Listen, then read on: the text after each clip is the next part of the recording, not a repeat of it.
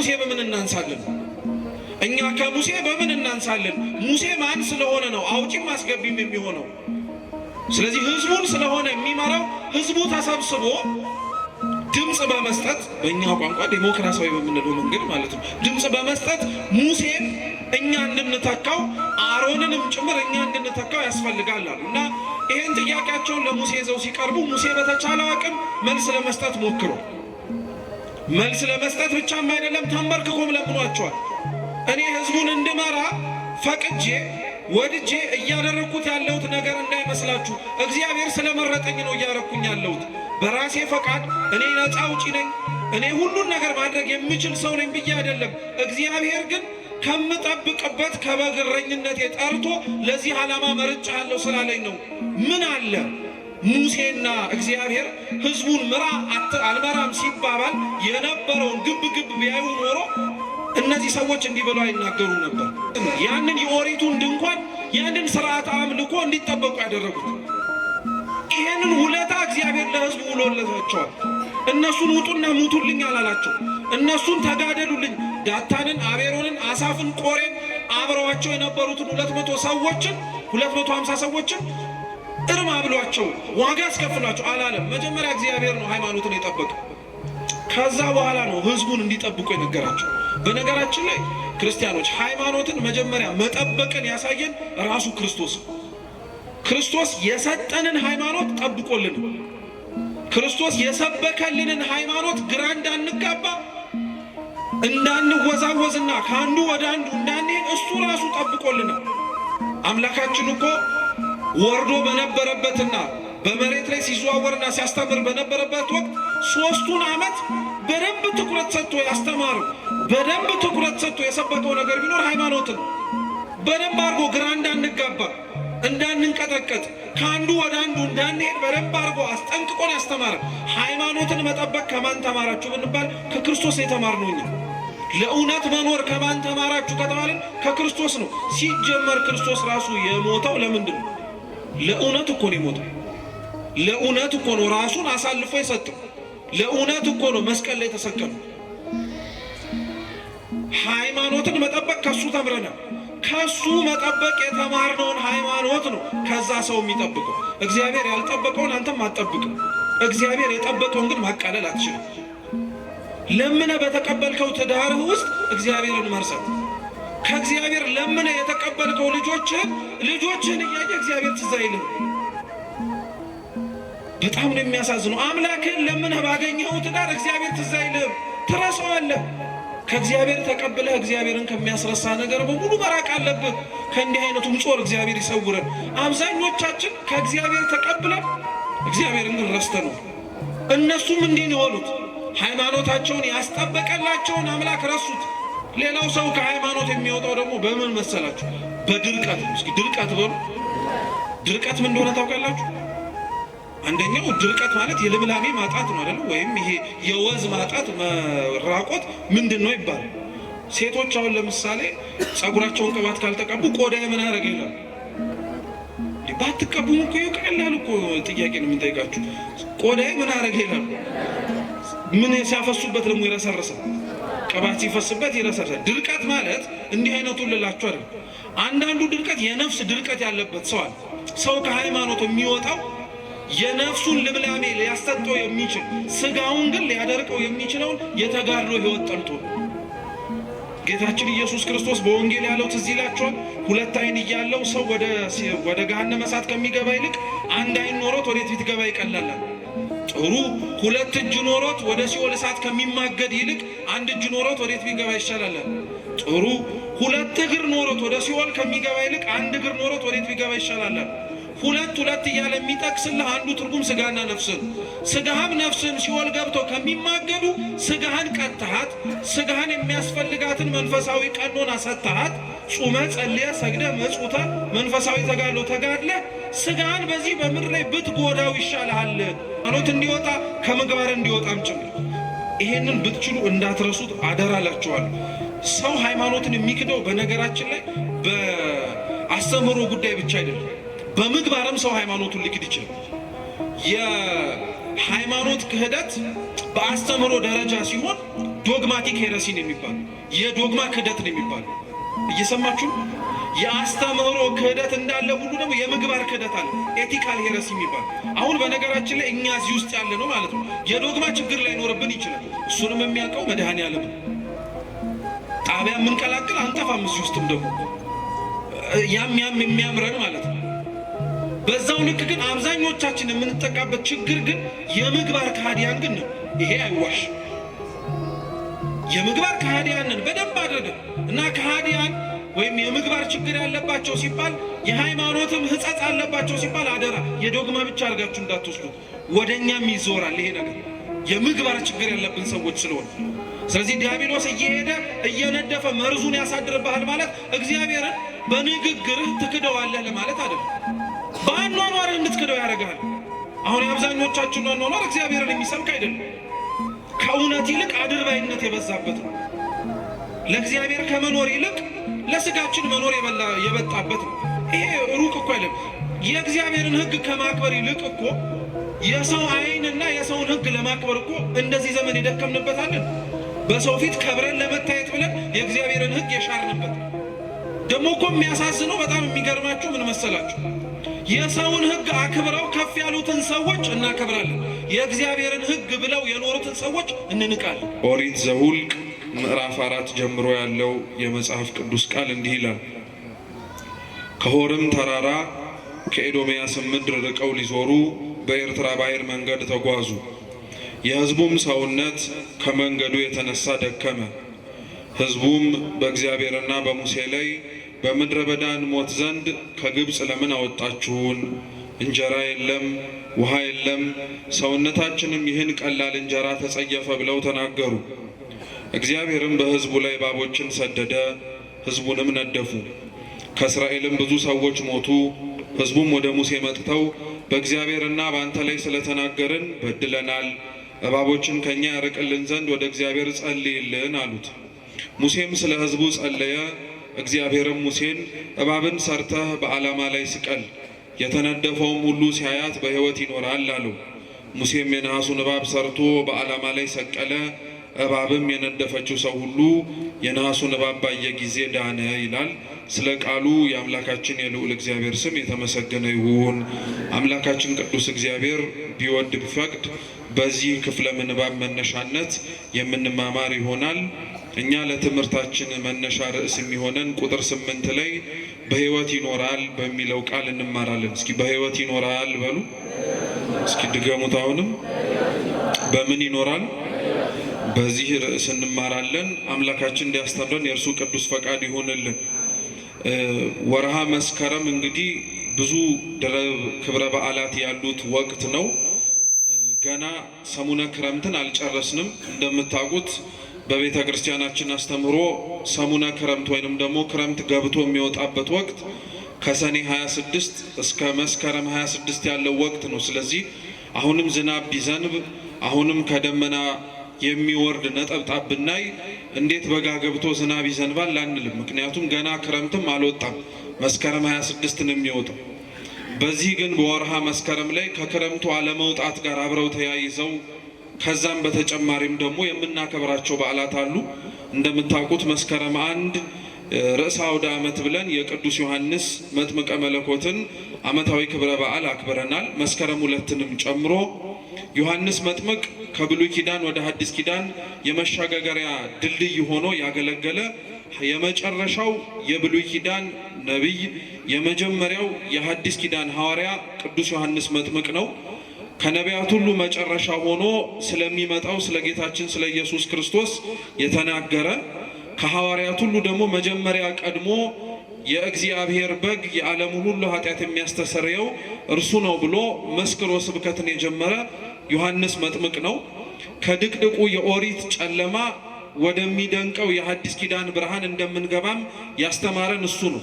በዛ መነሻነት የኛ የቤተ ክርስቲያናችን ሊቃውንት ክረምቱ ጭጋግ የሆነው ደመና የሆነው ዝናባማ የሆነውና እንዲሁ ደግሞ በጥቅሉ አሮጌው የሆነው ዘመን አልፎ አዲሱ ዘመን ሲተካ አሮጌ ለነበረው ለብሉይ ኪዳን ዘመን ማለፍ አዲስ ለሆነው ለሐዲስ ኪዳን መምጣት ሰባኪው እርሱ ስለሆነ የዮሐንስን መጥምቅ በዓል በመስከረም 1 እና መስከረም 2 እንድናከብረው ይደረጋል።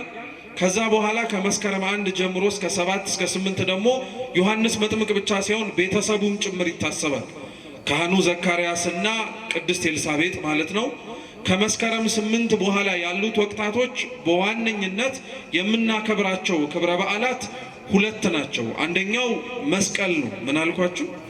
መስቀል ነው። የጌታችን የመድኃኒታችን የኢየሱስ ክርስቶስ ቅዱስ መስቀል የምናስብበት፣ ስለ መስቀል ቤተ ክርስቲያናችን የምታስተምርበት ወቅት ነው። ከዛ በተጨማሪ ደግሞ የእመቤታችን የቅድስት ንጽሕት ድንግል ማርያምም ክብረ በዓል በዚሁ በተሰበሰብንበት በመስከረም 21ም ጭምር ታስቦ ይውላል። እንግዲህ መጽሐፍ ቅዱሳችን ነገሮች ሁሉ አስቀድመው ከመሆናቸው በፊት፣ ነገሮች ሁሉ ከመፈጸማቸው በፊት ተጽፎ የምናገኝበት የትንቢት መጽሐፍ ነው። መጽሐፍ ቅዱስ ከብዙ መገለጫዎቹ መካከል አንዱ ራሱ የትንቢት መጽሐፍ መሆኑ ነው። ትንቢት እንደምታውቁት ነገሮች ከመሆናቸው በፊት አስቀድሞ መናገር፣ ነገሮች ከመፈጸማቸው በፊት ይፈጸማሉ ብሎ ማወጅ ነው። መጽሐፍ ቅዱስ ከሚታወቅበት ጠባያቶቹ መካከል ደግሞ አንዱ የትንቢት መጽሐፍ ነው። ነገሮች ከመሆናቸው በፊት አስቀድሞ ይሆናሉ ተብሎ ይነገራል። ይሄ ለብሉይ ኪዳን ብቻ የሚነገር በነገራችን ላይ አይደለም። ብሉይ ኪዳን በጥቅሉ እንደ መጽሐፍ ቅዱስነት ክፍሉ የትንቢት መጽሐፍ ነው። ወደፊት ስለሚፈጸመው በሐዲስ ኪዳን አምላካችን ኢየሱስ ክርስቶስ ስለሚያደርጋቸው የድህነት ስራዎች በሙሉ አስቀድሞ የተነገሩ የትንቢት ቃላትን የምናገኘው በብሉይ ኪዳን ነው። ሐዲስ ኪዳንም ግን የትንቢት መጽሐፍ ነው። ሐዲስ ኪዳን ላይ 2 አይነት ትንቢቶች እናገኛለን። አንደኛው ጌታችን መድኃኒታችን ኢየሱስ ክርስቶስ የተናገራቸው ትንቢቶች አሉ። ራሱ አምላካችን ኢየሱስ ክርስቶስ በምድር ላይ ሲመላለስ ያስተማራቸው። ሁለተኛው ትንቢቶች ደግሞ ከክርስቶስ ዕርገት በኋላ ጌታችን የተናገራቸውን ያጸኑ፣ አምላካችን ያስተማራቸውን ትምህርቶች በዝርዝርና በስፋት በጥልቀት ደግሞ ተጽፈው የምናገኛቸው ደግሞ ትንቢቶች አሉ እና በመጽሐፍ ቅዱሳችን ታዲያ በትንቢት መነጽር ተጽፈው ከምናገኛቸው የመጽሐፍ ቅዱስ ክፍለ ምንባባትና ታሪኮች መካከል እኛ ያነሳነው ኦሪት ዘኍልቍ ላይ ተጽፎ የምናገኘው የመጀመሪያው ነው። ኦሪት የሚለው የመጽሐፍ ቅዱስ ቃል አቻ ትርጉሙ ብርሃን ማለት ነው። ኦሪት ማለት ምን ማለት ነው? ብርሃን ማለት ነው። ኦሪት በሚል መጠሪያ ደግሞ ተጽፈው የምናገኛቸው 5 መጽሐፍት አሉ። እኒህን መጽሐፍት ቤተ ክርስቲያናችን ሊቀ ነቢያት ሙሴ እንደ ጻፋቸው ታስተምረናለች። የመጀመሪያው መጽሐፍ ኦሪት ዘፍጥረት ነው። ዘፍጥረት፣ ዘልደት ተመሳሳይ የሆነ ትርጉም ነው ያለው። አምላካችን ልዑል እግዚአብሔር ፍጥረታትን ካለመኖር ወደ መኖር እንዴት እንዳመጣቸው የሁሉ አስገኚ እርሱ እንደሆነ ለማጠየቅ በዋነኝነት የተጻፈ መጽሐፍ ነው። ምንም እንኳን ኦሪት ዘፍጥረት ስለ ስነ ፍጥረት ያውራ እንጂ ስለ ስነ ፍጥረት ብቻ ግን አይናገርም። በተለይ ደግሞ ከምዕራፍ 3 በኋላ በነገራችን ላይ ኦሪት ዘፍጥረት ስለ ሰው ልጅ ታሪክ ነው የሚያወራው። ሰው እየበዛ እየተባዛ ያለውን ታሪክ ነው የሚያወራው። በዋነኝነት ደግሞ አርእስተ አበው ስለሚባሉት ስለ አብርሃም፣ ስለ ይስሐቅ፣ ስለ ያዕቆብ ኦሪት ዘፍጥረት ይናገራል። ሁለተኛው መጽሐፍ ኦሪት ዘጸአት ነው። እስኪ ኦሪት ዘጸአት በሉ። ኦሪት ዘጸአት ስለ መውጣት ነው የሚያወራው። ወደ ምድረ ግብፅ ወርደው ባሪያ ስለነበሩት ስለ እስራኤላውያን እንዴት እግዚአብሔር አምላክ በግሩም በሆነ በተአምራቱ ነቅሎ ከግብፅ ባርነት ነፃ እንዴት እንዳወጣቸው ተጽፎ የምናገኝበት መጽሐፍ ነው። ሶስተኛው ሙሴ እንደጻፈው የምናምነው መጽሐፍ ቅዱስ ደግሞ ኦሪት ዘሌዋውያን ነው። ኦሪት ዘሌዋውያን የግብፅን ባርነት ነፃ ያወጣቸውን ሕዝቡን እስራኤላውያንን ከእርሱ ጋር መገናኘት እንዲችሉ ከእርሱ ጋር ያላቸው ግንኙነትም ጭምር በንጽህናና በቅድስና መሆን እንዲችል እግዚአብሔር በኦሪት ዘሌዋውያን ላይ ስለ ምስጢረ ክህነት፣ ስለ ቤተ መቅደስ ስርዓት ያስተማረው የመጽሐፍ ቅዱስ ክፍል በኦሪቱ ጊዜ ላይ ኦሪት ዘሌዋውያን። ከዛ በተጨማሪም ደግሞ ስለ መስዋዕትም ጭምር ጽፎ እናገኛለን። ኦሪት ዘሌዋውያን በነገራችን ላይ መጽሐፉ ኦሪት ዘሌዋውያን ተብሎ ይጠራ እንጂ ለሐዲስ ኪዳንም ጭምር መነጽር ነው። በጥቅሉ እንዳልኳችሁ የብሉይ ኪዳን መጽሐፍት መዳረሻቸው ሐዲስ ኪዳን ስለሆነ በእያንዳንዱ መጽሐፍ ውስጥ ተጽፎና ተቀምጦ የምናገኘው ነገር ከመጀመሪያ ከምናነበው ምክንያተ ጸፈት ወይንም ደግሞ ታሪክ ባለፈ ውስጡ ምስጢር አለው። ውስጡ ከታሪኩ ባለፈ በሐዲስ ኪዳን እግዚአብሔር ሊያደርገው ያሰበውን ሐሳብ ለቅዱሳኑ የገለጠበት መንገድ ነው። ዘፍጥረት ምንም እንኳን እግዚአብሔር ፍጥረታትን ካለመኖር ወደ መኖር እንዴት እንዳመጣቸው ይናገር እንጂ መዳረሻው ምን እንደሆነ ታውቃላችሁ? እግዚአብሔር የፈጠራቸው ፍጥረታት በኃጢአት ከሞቱ በኋላ እንዴት ደግሞ መልሶ እንደ አዲስ እንደሚፈጥራቸው ልክ ቅዱስ ጳውሎስ በሮሜ መልእክቱ በክርስቶስ ኢየሱስ እንደ አዲስ ተፈጠርን ብሎ እንደሚናገረው እርሱ የመጀመሪያው ፈጣሪ ፍጥረታትን ካለመኖር ወደ መኖር እንዳመጣው ይሄው ፈጣሪ ደግሞ እኛ የተፈጠሩትን ፍጥረታት ከመኖር ወደ አለመኖር በኃጢአታችን ቀይረናቸው ነበር። ጥፋታችን እኛን ብቻ ሳይሆን ዙሪያችን ላይ ያሉትንም ስነ ፍጥረታትንም ጭምር እንዲጎዱና እንዲጎሰቁሉ አድርጓቸው ነበር። ስለዚህ እሱ ፈጥሮ እኛ የገደልነውን እርሱ መልሶ ፈጥሮ እንዴት አዲስ እንደሚያደርጋቸው ኦሪት ዘፍጥረት አምላክ ሰው ከመሆኑ በፊት የተጻፈ የትንቢት መጽሐፍ ነው። ኦሪት ዘጸአትም ተመሳሳይ ነው። ታሪኩን ለሚያነበው ሰው የሚመስለውም ሆነ የሚያየው እግዚአብሔር በግብፅ ባርነት ተይዘው የነበሩትን እስራኤላውያንን እንዴት እንዳወጣቸው ተስፋ ወደሚያደርጉት ወደ ምድረ ርስት ከነዓንም እንዴት እንደወሰዳቸው ነው። ይሄ ታሪኩ ነው። በውስጡ ያለው ግን ኦሪት ዘጸአት ሊሰብከው የፈለገው ትምህርት ግን ምንድነው? በግብፅ በተባለ በሲኦል አሽክላ በሲኦል ሰንሰለት ታስረን የነበርን እስራኤል ዘስጋ ለተባሉት እኛ እስራኤል ዘነፍስ ምሳሌያቸው ነው። ስለዚህ በግብፅ ውስጥ በሲኦል እስራኤል በተባሉ እኛ ታስረን የነበርነውን እግዚአብሔር ሙሴ እርሱ እንዴት እንዳወጣን እንዴት ነፃ አላቆ ከነዓን ወደ ተባለች ወደ መንግሥተ ሰማያት መርቶ እንዴት እንዳስገባን ታሪክ ነው። ለዛ ነው በነገራችን ላይ ራሱ ጌታችን ኢየሱስ ክርስቶስ በምድር ላይ ተመላልሶ በሚያስተምርበት ጊዜ ላይ የኦሪት መጽሐፍትን እየጠቀሰ ያስተምር ነበር። ራሱ ማለት ነው አምላካችን እንዲህ በኦሪቱ ተብሎ እንደተጻፈው በሐዲስ ኪዳንም ይሄ ሊሆን ግድ ነው እያለ ይናገር ነበር። እና አንዱ እንደዛ አድርጎ ካስተማረባቸው መካከል የእስራኤልን ከግብፅ መውጣት ነው። የእስራኤል ከግብፅ መውጣት የባርነት ነፃ የመውጣት ታሪክ ብቻ አይደለም። ለእኛ ከሲኦል ባርነትና ከሲኦል አገዛዝ ሙሴ የተባለ ክርስቶስ ነፃ አውጪያችን እንዴት እንዳወጣን የሚያጠይቅ የሚናገር ታሪክ ነው። ኦሪት ዘሌዋውያንም ተመሳሳይ ነው። ኦሪት ዘሌዋውያን ለሚያየው የኦሪቱ ቤተ መቅደስ፣ የኦሪቱ መስዋዕት፣ የኦሪቱ መሰዊያ እንዴት እንደሆነ የሚመለከትበት ነው። ፍጻሜው ግን ምን መሰላችሁ? እኛ ከእግዚአብሔር ጋር የምንገናኝባቸውን 3 መስመሮችን ማሳየት ነው።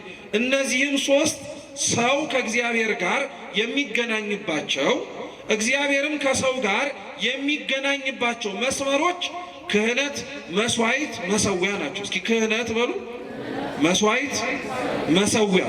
እነዚህ 3ቱ ክርስቲያኖች እኛ ከእግዚአብሔር ጋር የምንገናኝበት መስመሮች መንገዶች ናቸው። እግዚአብሔርም መልሶ ከኛ ጋር የሚገናኝበትም መንገዶች ናቸው። እነዚህ 3ቱ በኦሪት ዘሌዋውያን እግዚአብሔር ለሕዝቡ ያስፈልጋል ብሎ መስጠቱ፣ በሐዲስ ኪዳንም አምላካችን ኢየሱስ ክርስቶስ ክህነትን ለሐዋርያት፣ መስዋዕትን ቅዱስ ሥጋውን ክቡር ደሙን ለደቀ መዛሙርቱ ለሐዋርያት፣ መሰዊያ የተባለውንም ታቦትም ጭምር እንደሚሰጥና እንደሚያጸና ማጠየቂያ ናቸው።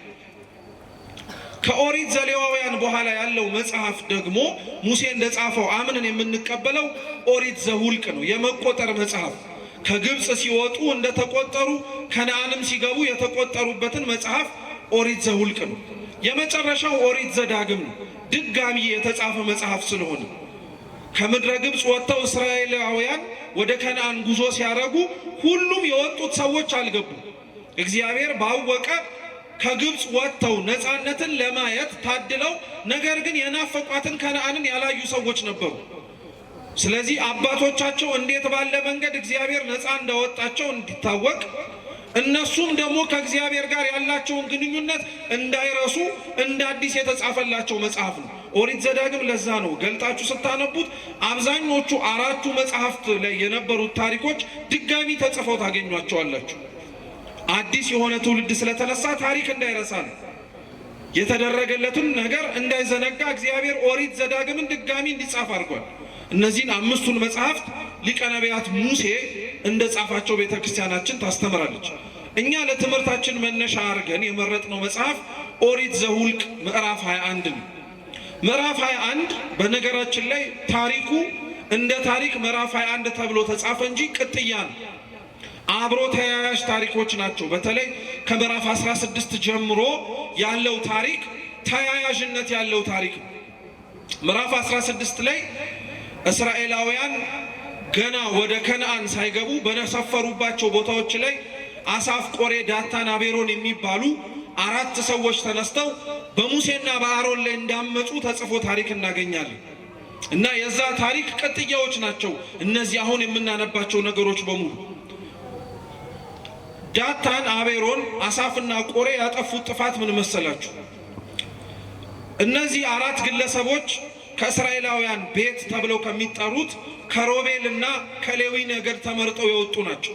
ጥያቄያቸው የነበረው ባጭሩ ምንድነው? ሙሴ እስራኤላውያንን ከግብፅ ባርነት አውጥቶ እዚህ አድርሷቸዋል። ስለዚህ ከዚህ በኋላ ወደ ከነዓን የመጓዙን የመምራቱን ኃላፊነት ደግሞ ከሙሴ መውረድና ሌላው ሰው መቀበል አለበት፣ ፍትሃዊ እንዲሆን ለማለት ነው። እየሰማችሁ ነው? ፍትሃዊ እንዲሆን ማለት ሙሴ ብቻ ለምን ይመራል? ሙሴ ብቻ ለምን ኃላፊነት ወስዶ ከዚህ እስከዛ ድረስ ያለውን ጉዞ ይወስዳል? እኛም የድርሻችንን መወጣት አለብን የሚል ስንሰማው ጤናማ ይመስላል። በነገራችን እናግዝ የሚል ይመስላል አይደል? ግን ጥያቄው በውስጥ ታዋቂነት የነበረው ምንድነው? እኛ ከሙሴ በምን እናንሳለን? እኛ ከሙሴ በምን እናንሳለን? ሙሴ ማን ስለሆነ ነው አውጪም አስገቢም የሚሆነው? ስለዚህ ህዝቡን ስለሆነ የሚመራው ህዝቡ ተሰብስቦ ድምጽ በመስጠት በእኛ ቋንቋ ዴሞክራሲያዊ በምንለው መንገድ ማለት ነው ድምጽ በመስጠት ሙሴን እኛ እንድንተካው አሮንንም ጭምር እኛ እንድንተካው ያስፈልጋል አሉ። እና ይሄን ጥያቄያቸውን ለሙሴ ይዘው ሲቀርቡ ሙሴ በተቻለው አቅም መልስ ለመስጠት ሞክሮ መልስ ለመስጠት ብቻም አይደለም ተንበርክኮም ለምኗቸዋል። እኔ ህዝቡን እንድመራ ፈቅጄ ወድጄ እያደረኩት ያለሁት ነገር እንዳይመስላችሁ እግዚአብሔር ስለመረጠኝ ነው እያደረኩኝ ያለሁት። በራሴ ፈቃድ እኔ ነፃ አውጪ ነኝ፣ እኔ ሁሉን ነገር ማድረግ የምችል ሰው ነኝ ብዬ አይደለም። እግዚአብሔር ግን ከምጠብቅበት ከበግ እረኝነቴ ጠርቶ ለዚህ ዓላማ መርጫለሁ ስላለኝ ነው።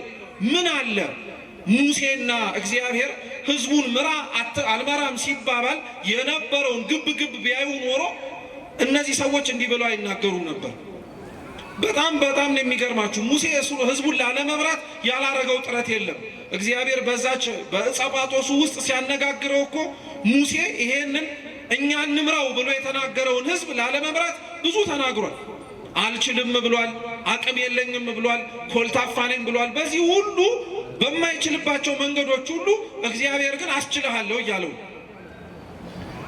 እንደዚህ ከተባባሉ በኋላ ነው አላምን ሲለው አንድ እጅህን ብብት ውስጥ ከተትና ለምጻም ሆኖ ሲወጣ እያሳየው መልሳ ከተተው እያለ ያነጻለት በእጅህ ያስከውን በትር ጣለው ሲለው እባብ ሲሆን ጅራቱን ያዘው አትፍራ እያለው መልሶ እንጨት ሲሆን ይሄ ሁሉ ተአምርና ይሄ ሁሉ ማሳመን እግዚአብሔር ሙሴን የሚያደርገውን ኃላፊነት እንዲወጣ ያደረገው ማንም ስላላየ ግን ይሄንን ማንም ስላልተመለከተ ግን አሁን እነዚህ ሰዎች ተሰብስበው ሙሴን ካላወረድን አሉት እና ሙሴ እኔ ወድጄ የለም ፈቅጄ የለም እግዚአብሔር ስለመረጠኝ ነው አለ። እነሱ ሊሰሙ አልፈለጉም። አሮንም መውረድ አለበት አለ። እንደ ሙሴ ሁሉ አሮንም የተሾመው በእግዚአብሔር ፈቃድ ነው። ሙሴና አሮን በስጋ ወንድም ይሁኑ እንጂ ሙሴ አሮንን የሾመው የስጋ ወንድሙ ስለሆነ አይደለም። እግዚአብሔር ሹመው ስላለው ኮልታፋ ነኝ ሲለው አንደበት ይሁን ስላለው ክህነት ለአሮን የተሰጠው ለሙሴ ራሱ እኮ አልነበረውም። ክህነት ቤተ መቅደሱን ገብቶ የማገልገል ስልጣን አልነበረው። ሙሴ ግን አንድም ጊዜ ላይ ስለ አሮን ገብቶ የማገልገሉን ነገር አንስቶ እኔ ለምን እንደዚህ ሆንኩኝ ብሎ ያውቅ ድርሻውን አውቆ ነበር። ምኑን አውቆ ነበር?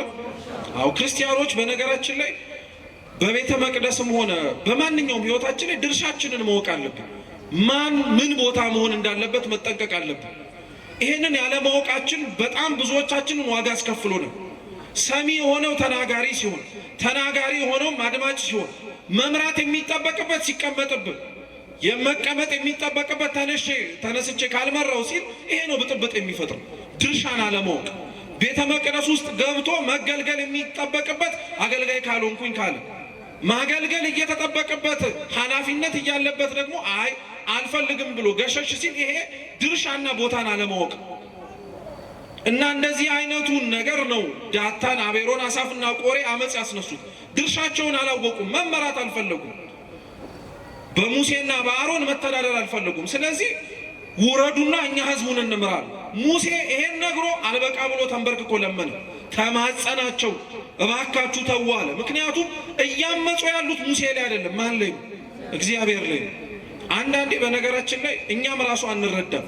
ለእግዚአብሔር ተቆረቆረንና ጠበቃ ቆምንለት ብለን ሰዎችን ስንሳደብም ሆነ ክፉ ነገር ስናረግ እየተናገርነው ያለነው ግለሰቦቹን ብቻ ላይሆን ይችላል። በነገራችን ላይ ንጽህናቸውንም ሆነ ርኩሰታቸውን የሚያውቀው ማን ነው? አንዳንዶቻችን ለእግዚአብሔር ጠቀምን ብለን የምንሳደብ ስላለን ለአምላካችን አገልግሎት ቀናኢ ነን በምንልበት መንፈስ ውስጥ ሆነን የማይገባ ነገር ስናደርግ እንታያለን።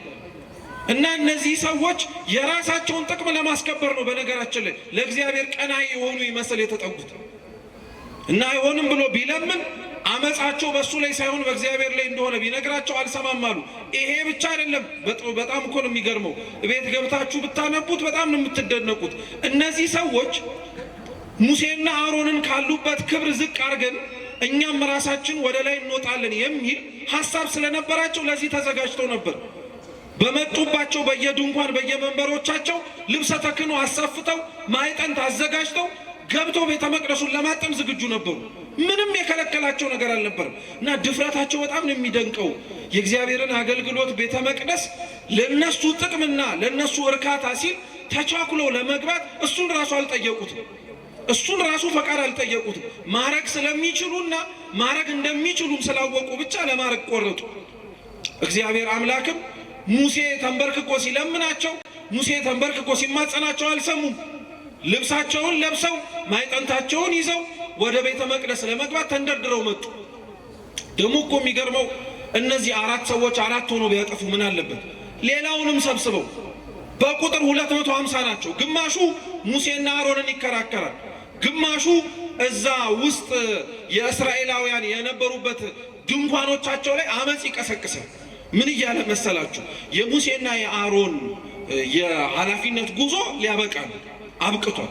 ስለዚህ እነዚህ የሚተኩት አራት ሰዎች ስለሆኑ ህዝቡ ለዚህ መዘጋጀት አለበት ብሎ በእኛ በዘመናዊ ቋንቋ ፕሮፓጋንዳን ብለው ይነዙ ነበር። ውስጥ ህዝቡን ሰላም ይበጠብጡ ነበር። እግዚአብሔር ሁለቱንም ያያቸው፣ ቤተ መቅደሱን የደፈሩትንም ህዝቡንም ጭምር ያስደነገጡትንም ሰዎች አየ። እነዚህ ሰዎች ማዕጠንታቸውን ልብሰ ተክህኗቸውን አድርገው ሲመጡ ሙሴ ለአሮንም ነገረው፣ አንተም ልብሰ ተክህኖን አድርግና አብራችሁ አጥኑ፣ እግዚአብሔር እዛን ጊዜ ላይ መቅሰፍቱን ምን እንደሚያደርግ እናያለን። የሚገርማችሁ እነዚህ ሰዎች በድፍረት ስላለን ብለው ልብሱን አጥልቀው ማዕጠንቱን ይዘው ገብተው የኦሪቱን ቤተ መቅደስ እናጥናለን ሲሉ ልብሱን ሳይነካ ማዕጠንታቸውን ሳያበላሽ የእግዚአብሔር መቅሰፍት ግን እግዚአብሔር የላከባቸው ቅጣት ግን እነሱን እንደተለበለበ ግንድ ለብልቦ አቃጥሎ መቅሰፍቱ ገደላቸው። ውጭስ ያሉትን እዛ ድንኳኖቻቸው ህዝቡን ሲያሳምጹ የነበሩትን መሬት ተሰንጥቀ ዋጠቻቸው። አሁን ይሄን ያልኳችሁ ለምን መሰላችሁ? እግዚአብሔር እነዚህን ሰዎች ሲቀጣቸውም ሆነ እነዚህን ሰዎች ጥፋት አጥፍተው ለጥፋታቸው አልመለስም ሲሉ ቅጣቱን ሲቀጣቸው አሰፍተው ያመጡትን ልብስና የያዙትን ጽንሃ አለካባቸው። እነሱን ራሳቸውን የለበለባቸው ለምን መሰላችሁ? ካሰፉት ልብስ ጋር አብሮ እሳቱ እነሱንም ልብሱንም ማዕጠንቱንም ቢበላው ከመቅሰፍቱ በኋላ የተረፈው ህዝብ ለለበሱትም ልብስ እንኳን አሮንም የሚለብሰው ስለሆነ ክብር አይሰጡትም ነበር። ምን በዚህ ልብስ እንኳን አንተ ይቀርና እነሱም ራሳቸው ተቃጥለው ሞተውበት የለ እንዴ ብለው ልብሱን ያቀሉት ነበር። ስለዚህ እግዚአብሔር ለልብሱ ያለውን ክብር እንዲያውቁ ሰዎቹን እንዲቀሰፉ አደረገ። ንዋያቱ ግን እዛው ባሉበት እንዲቀመጡ አደረገ።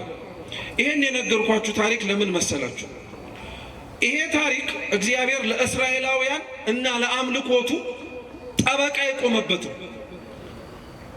ቤተ መቅደሱ እንዳይደፈር የሰጣቸው አገልግሎት እንዳይበላሽ እነሱም ከህዝቡ አብረው ሆነው እንዳይጠፉ እንዳይቀሰፉ እግዚአብሔር ለህዝቡ ተጠባባቂ ሆነላቸው፣ ተከላካይ ሆነላቸው።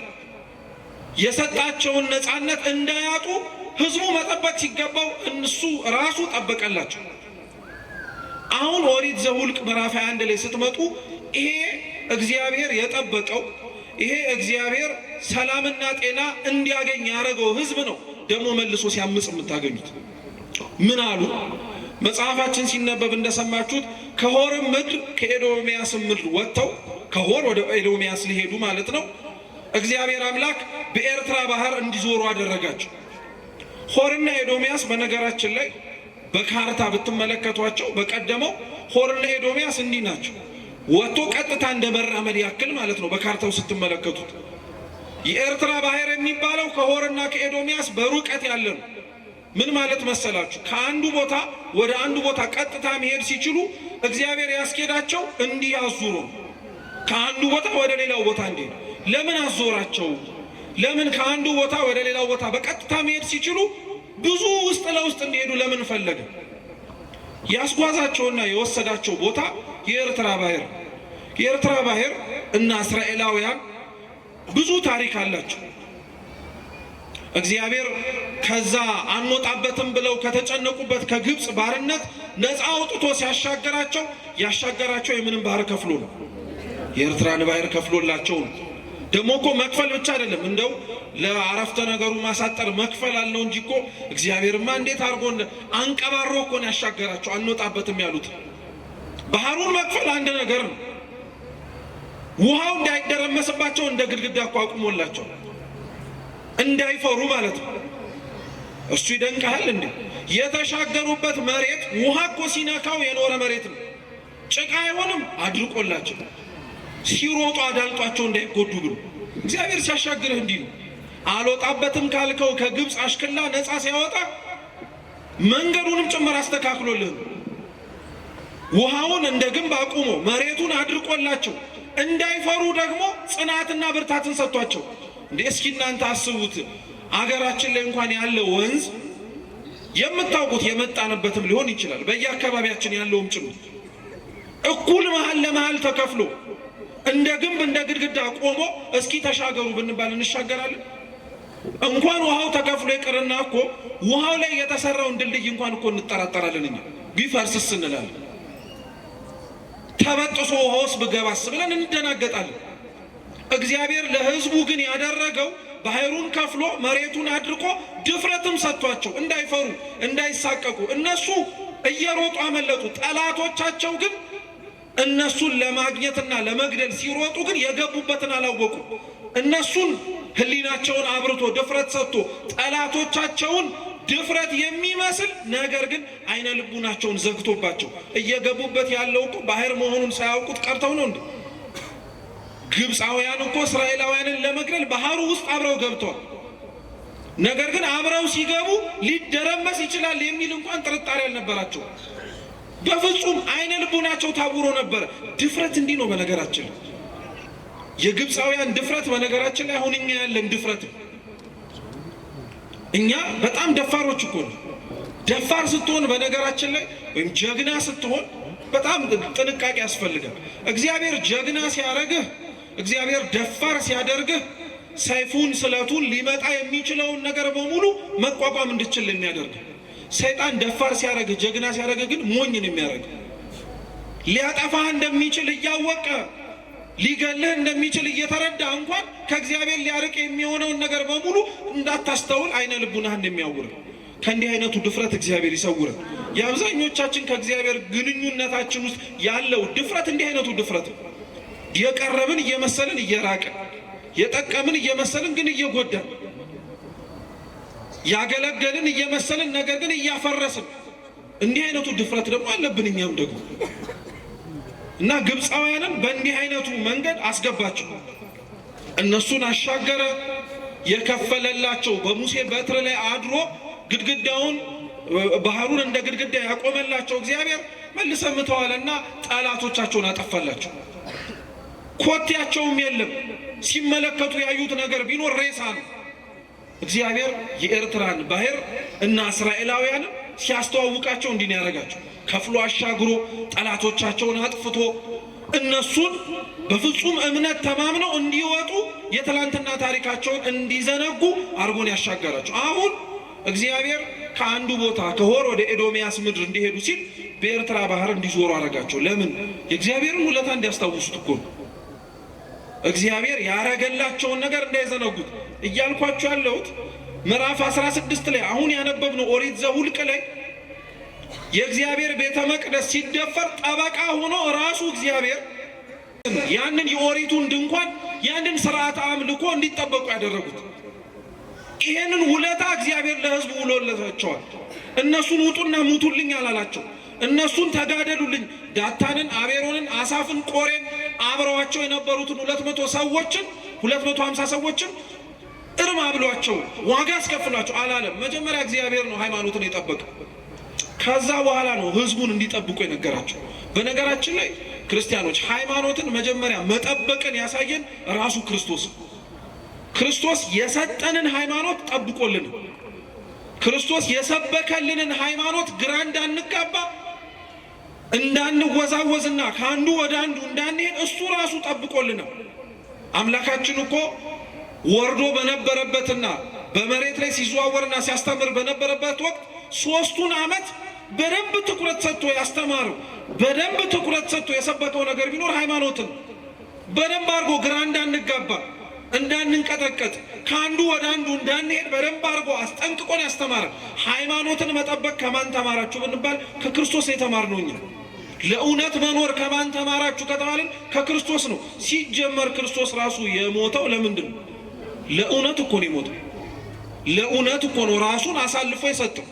ለእውነት እኮ ነው መስቀል ላይ የተሰቀለው። ሃይማኖትን መጠበቅ ከሱ ተምረናል። ከሱ መጠበቅ የተማርነውን ሃይማኖት ነው ከዛ ሰው የሚጠብቀው። እግዚአብሔር ያልጠበቀውን አንተም አትጠብቅም። እግዚአብሔር የጠበቀውን ግን ማቃለል አትችልም። አሁን እኮ ያለንበት ችግር ይሄ ነው። በነገራችን ላይ እግዚአብሔር ጠብቆ እግዚአብሔር አስተምሮ አምላካችን ኢየሱስ ክርስቶስ ሰብኮ የሰጠህን ሃይማኖት ሰብኮ የሰጠህን እውነት አንተ እንዴት ታቃልለዋለህ? አንተ እንዴት ከሌላ ነገር ጋር አብረህ አያይዘዋለህ? በዚህ በዘመናዊው ዓለም ላይ ያለንበት ዘመናዊ ከሚባሉት አመለካከቶች እኮ ሃይማኖትን ማርከስና ማቅለል እኮ ነው። በቀደመው ዘመን ሃይማኖት ጥያቄ ምልክት ውስጥ ይገባ የነበረው በሃይማኖት አስተምሮት ችግር ይፈጠር የነበረው በክህደት ነው። ቤተ ክርስቲያን የምታስተምረውን አታስተምርም በማለት የተናገረችው ያልተናገረችውን ደግሞ ትናገራለች በማለት ችግር ይፈጠር ነበር። ለዛ ችግር መፍትሄ ይሰጥ ነበር። እሱ የክህደት ትምህርት ሲያበቃ ደግሞ ስለተነሳ በክርክር ሃይማኖቱን በክርክር እምነታችንን ሊያስለቅቁን ያልቻሉን ጠላቶች ተነስተው ደግሞ ሰይፍ ማንሳት ጀመሩ። በጉልበት ለማድረግ ማለት ነው። በጉልበትም በንግግርም ሊለወጥና ሊስተካከል የማይችል ሀቅ እንደሆነ ስለታወቀ ያመነው አመነ፣ ያላመነው ደግሞ ሳያምን ቀረ። አሁን ያለንበት ዘመናዊው ጦርነትና ውጊያ ግን ምን መሰላችሁ? አንዳንዶቻችን ክርስቶስ ጠብቆ የሰጠንን ሐዋርያትም ከእርሱ ተምረው እንዲህ ነው ሃይማኖታችሁ ብለው ያስተማሩንን ትምህርት አንዳንዶቻችን እንደ ቀላል እናየዋለን። መልካም ምግባር ነው እንጂ ሃይማኖት ምን ያስፈልጋል የምንል ሰዎች እኮ አለን። ዋናው ጥሩ መስራትህ ነው እንጂ ሃይማኖቱ ምን ያስፈልግልሃል ብሎ የሚያስብ እኮ ሰው አለ። ሃይማኖት ማለት በነገራችን ላይ ክርስቲያኖች አስተምህሮ ማለት ነው። እስኪ ሃይማኖት በሉ እንጂ ማለት አስተምህሮ ማለት ነው። አው የምናምነው እምነት የተቀበልነው ሃይማኖት የሚያስተምረው አስተምህሮ አለ። ለምሳሌ እንደ አንድ ክርስቲያን እንደ ኦርቶዶክስ ተዋህዶ አማንያን ሃይማኖታችሁ ምንድነው ተብለን ብንጠየቅ አስተምህሮ ነው መልስ የምንሰጠው። እኛ ክርስቲያኖች ሁሉን የፈጠረ አንድ አምላክ በሚሆን በእግዚአብሔር አብ ምን እናደርጋለን? እናምናለን ብለን የምንሰጠው እስከ መጨረሻው የጸሎት ሃይማኖት ምስክርነት የሙታንንም መነሳት ምን እናደርጋለን? ይሄ ሃይማኖት ምስክርነት ነው። ይሄ ምስክርነት ነው። አሁን የመጣብን ችግር አሁን እየታየብን ያለው ፈተና ግን ምንድነው? አስተምህሮ አያስፈልግም፣ አስተምህሮ ምንም አያደርግም፣ ዋናው ደግ ማድረግ ነው ብሎ የሚያስብ ሰው ተነሳብን። መልካም ማድረግ ጥሩ ነው። መልካም ላረክበትና መልካም ለምታደርግበት ነገር ግን የምታረግበትን ምክንያት አለማወቅ ግን በጣም ይለያያል። በጣም አደገኛም ነው ጭምር። በነገራችን ላይ ክህደት ነው እሱ ራሱ። ይሄ ብቻ ደግሞ ብሎ ያበቃም። ሌሎች ደግሞ አሉ በውጭ ሆነው የሚናገሩ እዚህም ውስጥም ሆነንም ጭምር ትንሽ ጭላንጭሉ የሚታየብን አንጠፋም። ሁሉም ትክክል ነውስ የሚል ሰው የለም። ሰምታችሁ አታውቁ? ሁሉም እኮ ትክክል ነው። ሁሉም መርቶ የሚወስደው ወደ ማን ነው? ወደ እግዚአብሔር ነው ብሎም የሚያስብ እኮ ሰው አለ። ሁሉም እንዴት ትክክል ሊሆን ይችላል? እንደው አመክንዮአዊ በሆነ አስተሳሰብ እኮ ብናስበው ራሱ እንዴት ሁሉም ልክ ሊሆን ይችላል? እኔ እኮ በጣም የሚገርመኝ ነገር ምን መሰላችሁ? ይሄንን የተቀበልነውንና እውነት ነው ብለን ሁሉም ነገር የምናራምደውን አንድ እምነት ለሌላ ነገር እንደማናደርገው ታውቃላችሁ? ምሳሌ ልስጣችሁ። ሁላችሁም አነሰም በዛም ሁላችንም በመማር በማስተማር ሂደት ውስጥ አልፈናል። ፈተና ላይ ተቀመጣችሁ ልበላችሁ። የፈተና ጥያቄዎች እንደምታውቁት ወይ ምርጫ ነው ወይ ዳሽሙላ ነው። እየሰማችሁኝ? ወይ ምርጫ ነው ወይ ዳሽሙላ ነው። አለበለዚያ ደግሞ ተንትን ጻፍ ነው። አሊያ ደግሞ እውነት ወይስ ምን በል መልሱ እንጂ። እሺ ጥሩ። አሁን እናንተ 10 ጥያቄ ደርድሮላችሁ መምሩ እውነት ወይስ ሐሰት በሉን የሚላችሁ ወይስ ከፈለክ እውነትም በሉ ከፈለክም ሐሰትም በሉን የሚል እንዴ? ታስቡበታላችሁ እንዴ? እንደዛ ያለን መምህር ሰምተን አናውቅም። ወይ እውነት ትላለህ ወይ ምን ትላለህ? ሐሰት ትላለህ። ሁሉንም እውነት ማለት አትችልም ብትል አንተ እውነት ነው ያልከው ሊኖር ይችላል፣ ግን ሐሰት የሚኖር ነገር አይጠፋም? ይጠፋል። ሁሉንም ሐሰትም ማለት አትችልም፣ ምን ሊኖር ስለሚችል። ይሄንን አመክንዮ ለምንድን ነው ለሃይማኖት ሲሆን ግን ማንቀበል? ሁሉም ሃይማኖት ልክ ነው፣ ሁሉም እኮ እውነታ አለው እንላለን። ሁሉም እውነት ሊሆን አይችልም፣ ሁሉም እውነታ ሊኖረው አይችልም። ቢሆን ኖሮ ለምን ሐዋርያት ወጥተው መስበክ አስፈለጋቸው? ቢሆን ኖሮ ለምን ክርስቶስስ ወጥታችሁ እኔ ያስተማርኳችሁን ትምህርት እያስተማራችሁ በአብ በወልድ በመንፈስ ቅዱስም አጥምቁ ማለት ለምን አስፈለገ? ሁሉም እውነት ከሆነ ለምን ይደክማሉ? ሁሉም እውነት ከሆነ እሱስ ለምን ይደክማል? 3 ዓመት ለምን ማስተማር አስፈለገው? ለምን ሰዎች የሰው ልጅ ማን ይሉታል ብሎ መጠየቅ ለምን አስፈለገው? ያሉትን ይበሉት፣ የሚሉትን ይበሉ። ዋና ሁሉም እውነት ነው አላለም። ግን አሁን የመጣብን ፈተና ይሄ ነው። ሁሉንም ሃይማኖቶች እውነት ነው ብለን እንድንቀበል በፍጹም አይሆንም። እውነት የሆነው እውነት ነው፣ ያውም እውነት የሆነው አንድ ነው። እርሱም እኛ የምናምነው የኦርቶዶክስ ተዋሕዶ እምነት ነው። ይሄንን አናፍርበትም፣ እንድታፍሩበትም አያስፈልግም። ከሰው ጋር አብረን ለመኖር በሚል ካሉን ከአካባቢያችን ጋር ተስማምተን ለመኖር በሚል እውነትን አንደብቅም። እውነቱ ይሄ ነው። እውነቱን ይዞ ከሌላው ጋር አብሮ መኖር በጣም የሚቻል ነገር ነው። ክርስቶስ የሰበከውን እውነት እየሰበከ ከሌሎች ከሚጠሉት ሰው ጋር አብሮ ኖሯል አልኖርም? ኖሯል። ከሚያሳድዱት ጋር አብሮ ኖሯል አልኖርም? ኖሯል። እሱ የሚያስተምረውን እውነት ውሸት ነው ከሚሉት ጋርም አብሮ ኖሯል። ታዲያ የት ያመጣነውን ነገር ነው እኛ? ታዲያ የት የተሰበከልንና ያየነውን እውነት ነው እንደዛ ብለን የምንናገረው? የለም። ግን አሁን እንደዛ እየሆነብን ተቸገር። ሃይማኖትን ክርስቶስ ጠብቆ አሳይቶናል፣ እኛም እንጠብቀዋለን። ሃይማኖትን ክርስቶስ ሰብኮልናል፣ ብንችል እኛም እንሰብከዋለን። የቻልን ባንደበታችን፣ የበረታን ደግሞ ከቃላችን ባለፈ በእውነትም በመኖርም ጭምር እንሰብከዋለን። ይሄንን ነው እርሱ ጠብቆ አሳያቸው። መጀመሪያ ቤተ መቅደሱን አስጠበቀ፣ ክብረ ክህነቱን አስጠበቀ፣ ሁሉንም ነገር አስጠበቀላቸው። አሁን ያስጠበቀላቸውን ያንን እምነታቸውን እነሱ ደግሞ መጠበቅ የሚያስፈልጋቸው ጊዜ ደረሰ። ትላንት እምነቱን እንዳስጠበቀላቸው ሊያጠፏቸው ከተነሱት ከሐሰተኛ ካህናት እንዳዳናቸው ረስተው ነበረ። ስለዚህ በኤርትራ ባህር እንዲዞሩ አረጋቸው። የኤርትራ ባህርንም ሲያዩት ምንም ትዝ ሊላቸው አልቻለም። የሚገርም እኮ ነው የሰው ጠባዩ፣ በጣም ነው የሚደንቃችሁ። አርግልኝ ብለን የለመነውን ነገር ከእግዚአብሔር ተቀብለ እያየው እግዚአብሔርን መርሳት አያሳስብ? ለምነ በተቀበልከው ትዳርህ ውስጥ እግዚአብሔርን መርሳት፣ ከእግዚአብሔር ለምነ የተቀበልከው ልጆችህን እያየ እግዚአብሔር ትዝ አይልህም። በጣም ነው የሚያሳዝነው። አምላክህን ለምነህ ባገኘኸው ትዳር እግዚአብሔር ትዝ አይልህም፣ ትረሳዋለህ። ከእግዚአብሔር ተቀብለህ እግዚአብሔርን ከሚያስረሳ ነገር በሙሉ መራቅ አለብህ። ከእንዲህ አይነቱም ጾር እግዚአብሔር ይሰውረን። አብዛኞቻችን ከእግዚአብሔር ተቀብለን እግዚአብሔርን ግን ረስተነው። እነሱም እንዲህ ነው የሆኑት። ሃይማኖታቸውን ያስጠበቀላቸውን አምላክ ረሱት። ትላንትና ከምን እንዳወጣቸው እንዲያስታውሱ በኤርትራ ባህር ያዞራቸውን አምላክ ረሱት። ይሄም አልበቃቸውም። እስራኤላውያን እኮ በነገራችን ላይ ሲያጠፉ እስከ ጥግ ነው የሚያጠፉት። ትንሽ ነገር አጥፍቶ አያውቁም። በነገራችን ላይ የእስራኤላውያን የጥፋት ችግር የእኛም ነጸብራቅ ነው። አንዳንዶቻችን ግልጽ ካልሆነልንም ጭምር በዚሁ አስረድተነው እንለፍ። ብዙ ስብከቶች የቤተ ክርስቲያን የሚያውጠነጥኑትም ሆነ ሲናገሩ እስራኤላውያን ሲባል ትሰማላችኋል። እና አንዳንድ ሰው ለምንድን ነው እኛ ስለ እስራኤላውያን የምንሰበከው? ለምንድን ነው ስለ እነሱ የሚወራልን? ያለንበት ሁኔታ ያለንበት ሀገር በምንኖርበት ሀገር የምንጠራበት መጠሪያ አለ። ለምንድን ነው እስራኤል እስራኤል እስራኤል የሚባለው እስራኤላውያን እየተባለ የሚሰበከው? አንደኛ በነገራችን ላይ ማወቅ ያለብን መጽሐፍ ቅዱስ አምላክም ሰው ሆኖ የወረደበት ሀገር ይወርድበታልም ተብሎ የተጠበቀለት ሕዝብ ተስፋ የተነገረው እስራኤላውያን ናቸው። ያን ሀቅ መሻር አንችልም። ሁለተኛው ግን ምን መሰላችሁ? እስራኤላውያን ያለባቸው ችግር የኛ ችግር ስለሆነ በእስራኤላውያን ውስጥ የምንመለከተው መልካምም ይሁኑ ክፉም ነገሮች ከኛ ጋር ይበዛ ያንሳል እንጂ መመሳሰሉ አይቀርም። እና ለዛ ነው እስራኤላውያንን ሁሌ እያነሳን የምንማርባቸው እኛ እስራኤላውያን ስለሆንን ነው። በምንወለድበት ሀገር እንደዛ ተብለን አንጠራ እንጂ እስራኤል ዘነፍስንን በ12ቱ የእስራኤላውያን ነገድ ተብለው ተጠርተው በተሾሙ በ12ቱ ሐዋርያት ክህነት እጅ የተጠመቅን ቅዱስ ቁርባንን የተቀበልን ትምህርታቸውን የምናምን ስለሆነ እስራኤል ዘስጋ ተብለን አንጠራ እንጂ እኛ እስራኤል ዘነፍስን። እና እነዚህና እስራኤላውያን በኤርትራ ባህር በኩል ሲያልፉ ባህሩን አይተው እግዚአብሔር ትዝ ሳይላቸው ማጉረምረም ጀመሩ። ምን አሉ መሰላችሁ? ሙሴን ነው እንደዚህ ብሎ የተናገሩት። ላንብብላችሁ፣ ብትችሉ አብራችሁ በሉ። ህዝቡም ሙሴን መተው በሉ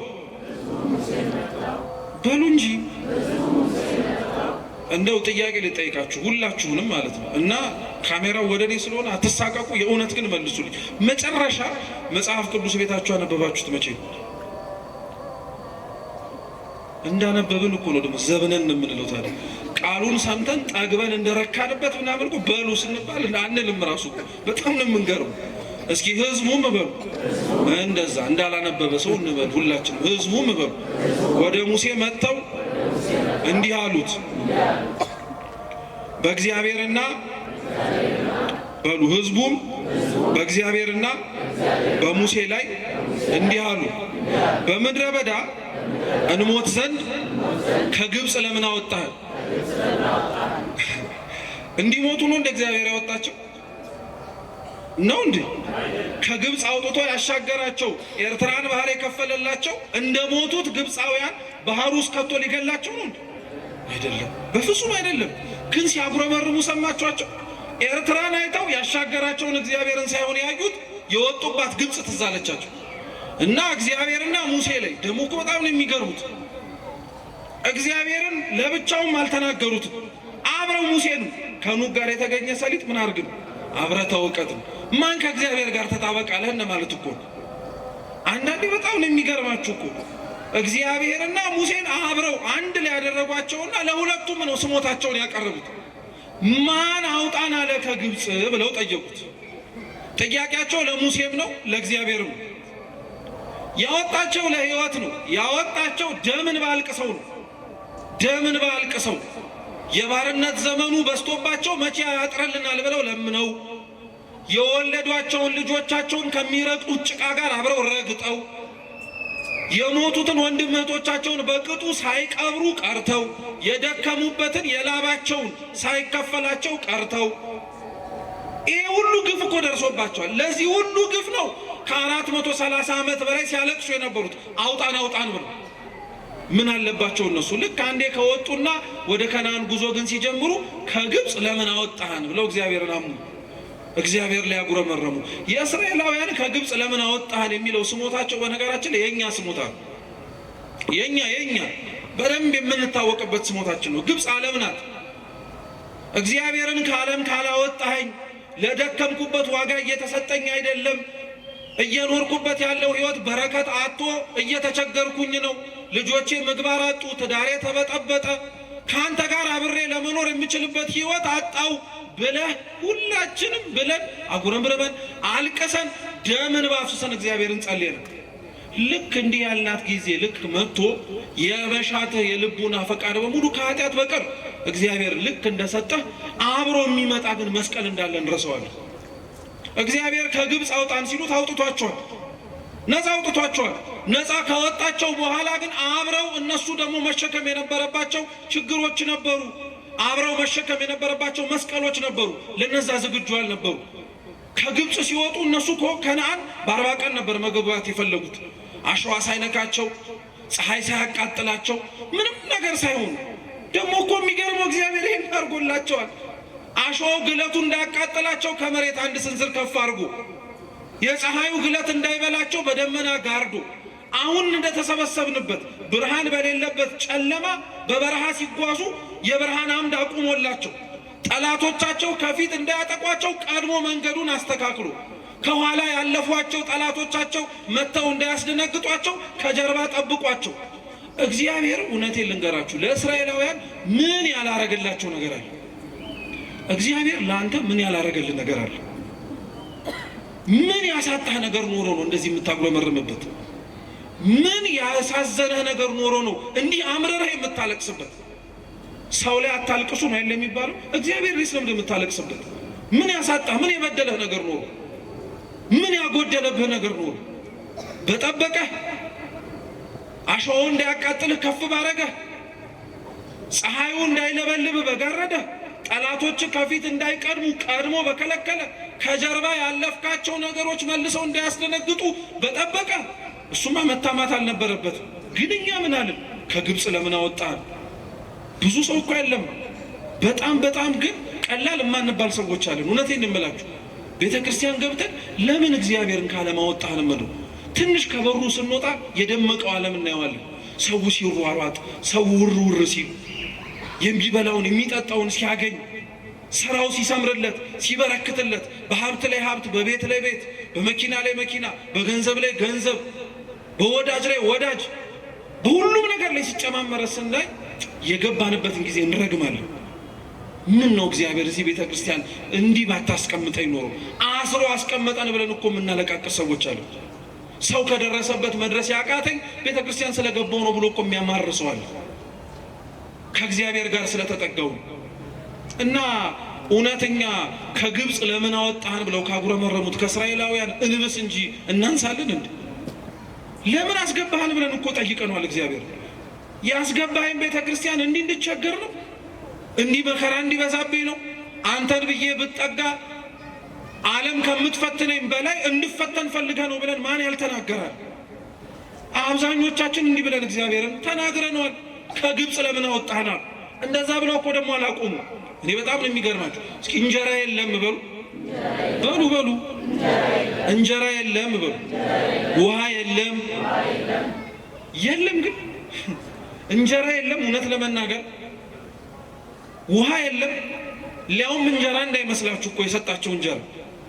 እነሱማ እንደዛ ብሎ እኮ አላቆሙም። ራሱ እንጀራ የለም ውሃ የለም አሉና ሰውነታችንን ይህንን እስኪ ሰውነታችንን በሉ እንደው በማርያም በሉ ሰውነታችንን ይህንን ቀላል እንጀራ ተጸየፈ። እግዚአብሔር የሰጣቸውን እኮ ነው ቀላል እንጀራ ብለው የጠሩት። እስኪ እንደው ወንዶች እናንተን ልጠይቃችሁ፣ እቤቶች ያሉ እህቶቻችሁ ሚስቶቻችሁ ሊሆኑ ይችላሉ። መቼም የእንጀራ ጉዳይ ነውና ቤት ገብታ በውሃቃዋን ከፍታ ሊጧን ምናምን ስታቦካ ስታሰፋ አይደለም የሚባሉ ስታሰፋ እንጀራ ታያለ። እና ሙያው ቀላል መስሎ እንጀራ ልጋግር ነው ምናምን ስትሉ ይሄ ቀላል ነው ታካብጃች ያልክበት ጊዜ አልነበር አለ። አብዛኞቻችን ሙያውን ስናይ ያን ያክል አይከብድም። ግን ልክ እንደ ከበሮ ነው በነገራችን ላይ እንጀራ ከበሮ ሲይዙት ያምር፣ ሲይዙት ግን ሲያዩት ያምር፣ ሲይዙት ያደናግር ይባላል። እንጀራም ሲያዩት በጣም ቀላል ክብ መስራት ነው። ልክ ግን እንካጋግር ስትባል ግን ብጭርቅ የሚልብህ አንተው ራስህ ነው። እና ስታየው ስለቀለለብህ ቀላል እንጀራ ነው የሚመስላል። ጋግራ ስታወጣው ስትበላው ቀላል እንጀራ ነው። እግዚአብሔር ለሕዝቡ በጣም ነው የሚገርማችሁ ከሰማይ ስለሚያወርድላቸው ስለማይጋግሩ ማለት ነው፣ ስለማይደክሙ፣ ስለማይዘሩ፣ ስለማያጭዱ፣ ጎተራ ስለማይሞሉ ቀላል ሆነባቸው። አንተ በነገራችን ላይ ሳክ እንጂ ለአንተም እኮ እግዚአብሔር የሰጠህ ያልደከምክበት እንጀራ ቀሎብሃል። ምንም አላደከምህማ። እና እግዚአብሔር የሰጣቸውን ቀላል እንጀራ ብለው ተናገሩና ቀላል እንጀራ አሉት፣ አሳነሱት። ደግሞ የለም ብለው ተናገሩ፣ ውሸታቸው ደግሞ እንጀራ የለም አሉ። እንዴ የት ነው እንጀራ ያጡት? ሊያውም የወረደላቸው የሰማይ እንጀራ እኮ ነው በልተው የሚጠግቡበት። ይሄ ብቻ አይደለም። አለቃ ኪዳነ ወልድ ክፍሌ ስለሚወርድላቸው መና ሲናገሩ ልክ እንደ ድንብላል ቅጠል ነው ይላሉ። እና ሲበሉት ይጠግባሉ። ደግሞ መጥገብ አይደለም እንደ አምሮታቸው ጣዕሙ ራሱ አለ። አስባችሁታ? አሁን ለምሳሌ ቤታችሁ ያላችሁ እንጀራ ስትበሉ ልክ እንደ አምሮታችሁ ሽሮ ቢል ስጋ ስጋ ቢል፣ ጥብስ ጥብስ ቢል፣ ቅቅል ቅቅል ቢል ኑሮ ቀለላል። እንጀራ ብቻ ጤፍ እየጋገርክ መብላት ብቻ እኮ ነው በቃ አለቀል። ግን አይደለም እውነታው። ለእነሱ ግን ይህን እንጀራን የሰጣቸው ለምን እንደሆነ ታውቃለህ? እንዳያጉረመርሙ እኮ ነው። አጣን ብለው እንዳይናገሩ እኮ ነው። እግዚአብሔር ለምንም ነገር እንዳይመቹ ነው ያደረጋቸው። ውሃ የለም አሉ። ደግሞ እንጀራ ብለው አላቁም። ውሃ የለም አሉ። ውሃውስ እንደው እግዚአብሔር እኮ ከአፈር ላይ እኮ ሊሰጣቸው ይችላል። ቆፈር ቆፈር አድርጋችሁ ሊፈልቅላችሁ ይችላል ብሎ መናገር ይችላል። የሰጣቸው ውሃ ግን የአለት ውሃ ነው። እስኪ የአለት ውሃ በሉ። አለት ምንድን ነው? ድንጋይ ማለት ነው። ከድንጋይና ከአፈር ውሃ ንጽህናው የትኛው ይበልጣል? የድንጋይ ነው አይደል? ለምን? በአፈር ላይ ያለ ውሃ ወደደም ጠላ ምን መደረጉ አይቀርም። አይገርማችሁ? ደፈረሰ ብለው ራሱ እንዳያማሩ እኮ የጠራ ውሃ አልሰጠንም እንዳይሉ ከአፈር ሳይሆን ከአለት ላይ ውሃ ሰጣቸው። የአለት ውሃ እየጠጡ ከሰማይ እየወረደ መና እየበሉ እንጀራ የለም ውሃ የለም አሉ። ከሰማይ እየወረደ የጌታን ስጋ እየበላ ከጎኑ የተቀዳ ደሙን እየጠጣ ቁርባን የለም ብለህ ስታወራ አታፍር? ቤተ መቅደሱ እንደተዘጋብህ መቼ ነው የምንቆርበው እያልክ እየቻልክ ሳትከለከል እንደዛ ብለህ ስትናገር አያሸማቅቅም? ታዲያ ከኛ በላይ እንደዚህ ብሎ እግዚአብሔርን ያመው ማን አለ? እንጀራ የለም ውሃ የለም። ሰውነታችን ይሄንን ቀላል እንጀራ ተጸየፋል። ይሰማል እግዚአብሔር፣ ያዳምጣል በደንብ አድርጎ። ያልሆነ ሆነ እየተባለ እየተነገረ ነው። ከዛ በኋላ ሲነበብ እንደሰማችሁት ህዝቡ ላይ እግዚአብሔር አምላክ ተናዳፊ እባብ ሰደደበት። ዋጋው እንዲገባው የበላኸው እንጀራ የጠጣኸው ውሃ ቀላል ብለህም ያረከስከው ነገር ዋጋው እንዲገባ እስኪ አታው ተመልከቷል። እንጀራውን አልወሰደው ውሃውን አልወሰደው፣ ግን እንጀራውንና ውሃውን የሚበሉበትን ጤናቸውን ወሰደው። እባብ መርዛማ ነው። እየሄደ እየነደፋቸው በሽተኛ ሆኑ። ሁሉም ታመሙ። ሲያጉረመርም የነበረው ሰው በሙሉ አሁን ያጉረመረመበትን እግዚአብሔር አድነኝ ማለት ጀመረ። እስራኤላውያን ችግራቸው ምን ነበረ መሰላችሁ? ወደ መፍትሄው ከመሄዳችን በፊት ማለት ነው። እግዚአብሔር ያረገውንና ያረገላቸውን ነገር እንዳልተደረገላቸው መቁጠሩ። በነገራችን ላይ እስራኤላውያን ህዝቡ ለእግዚአብሔር እያቀረበው ያለው ጥያቄ ወይም ችግር እንበለው የእስራኤላውያን ችግር ብቻ አይደለም። በየዘመናቱ የነበሩ እግዚአብሔር አድርጓቸው ሰርቷቸው ፈጽሟቸው ሆኗቸው ነገር ግን አይ በፍጹም እያሉ የሚነሱ ክህደቶች በሙሉ ምንጫቸው መካከል አንዱ ይሄ ነው። በሃይማኖት ላይ በሚነሱ በማንኛውም አይነት ዘርፍ ማለት ነው የሚነሱ ጥያቄዎች ወይም ክህደቶች ምንጫቸው ምንድን ነው ብላችሁ ብትጠይቁ የመጀመሪያው ይሄ ነው። የመጀመሪያው አንደኛው የምናገኘው ይሄ ነው። ምን ብትሉ የሆነውን እንዳልሆነ መናገር። እንጀራውን ቀላል ነው ማለት የተሰጠህን የለም ማለት። በቤተ ክርስቲያን ታሪክ ላይ እኮ በሃይማኖት ሳይጎል እንደ እንጀራ ጠግበው እንደ ውሃ ጠጥተው የረኩበትን ምስጢር የለም ብለው አምተው ተናግረው ከሃይማኖት የወጡ አሉ። አንድ ስለዚህ እንጀራ ያርቃል ማለት ነው። ውሃ ያርቃል ማለት ነው። ሐሰት ያስወጣል። አንድ ሁለተኛው ሰው ከሃይማኖት እንዴት ይወጣል መሰላችሁ? ሰው ከሃይማኖት የሚወጣው ደግሞ ድሎት ሲፈልግ፣ ምቾት ሲፈልግ፣ ጠባቧ መንገድ እያለ ጌታችን ኢየሱስ ክርስቶስ በራሱ አንደበት በነቢያቱም አንደበት ይናገራል። የምንመላለስባት መንገድ ጠባብ መንገድ ናት። ምሳሌ ልስጣችሁ። የቤተ ክርስቲያኑ ቅጥር ግቢ በር ይሄ ከጀርባችን ያለው ሰፊ ነው። ስለዚህ እንደፈለግክ ትወጣለህ፣ ትገባለህ። በጣም ወፈርክ ቢባልም ይሄን ያክል በር ልትወፍር አትችልም። በፍጹም ሊሆን አይችልም። ምሳሌ ይሁንና ይሄንን በር ህንፃ አሰሪ ኮሚቴው አጠበበው ልበላችሁ። ከዛ በኋላ ግባ ቢልህ ያለህ አማራጭ ምንድን ነው?